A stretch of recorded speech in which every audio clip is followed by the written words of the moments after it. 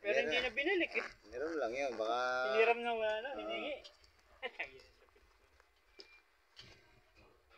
Ito naman mga ka-racing boots, ito yung Pax Instinct China, na Pax Instinct na. Bali ano to, pangalawang repair na to dito sa shop eh, no? Yung una nating repair dito, ayan yung swelas. Kinonversion natin sa big spike, no? With improvised steel cap, no? Tapos ito yung nguso, yung sa shifter, yan ang una nating ginawa. Ayan, ayan, ayan. Kasabay ng swelas, no? Ngayon ang nangyari, mula doon sa dating may-ari, napunta sa ibang rider, binigay siguro, bumalik uli, nabasag na yung, yan, yung shin guard cover, yan, nakita nyo, improvise na lang yan, no? Medyo, ano na yan, Pax na nakangiwi na yung logo niya, hindi na yung original, no? Ako naman na yan, pare.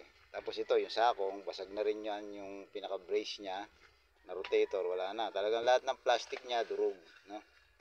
So, ayan, ginawa nating non-expirable rubber yung sakong. Tapos yung portion na to, meron tayong genuine leather na blue, nakakaterno nung original niyang kulay na blue, yan.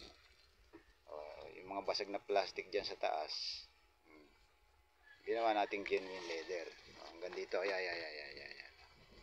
Genuine leather na yung kulay blue na yan. Wala na lang siya rotator. Wala na. So, totally, wala nang mababasag na plastic. Tapos yung mga lock strap niya, wala na rin. Ayan, nag-improvise tayo ng lock strap natin ginagamit. Ayan. Kung pan-trail lang,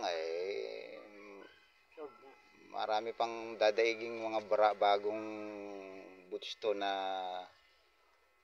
kung mga gawang China lang, gawang Bangladesh, Cambodia, Indonesia na boots na brand new, sigurado tatalunin pa sa tibay nito, lalo kung sa trail.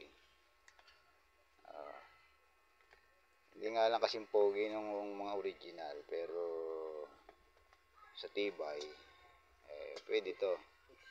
Palag na palag to sa trail, no? Kahit tagulan, no? Ayan, naka big spike tayo dyan, yan, nakita nyo naman.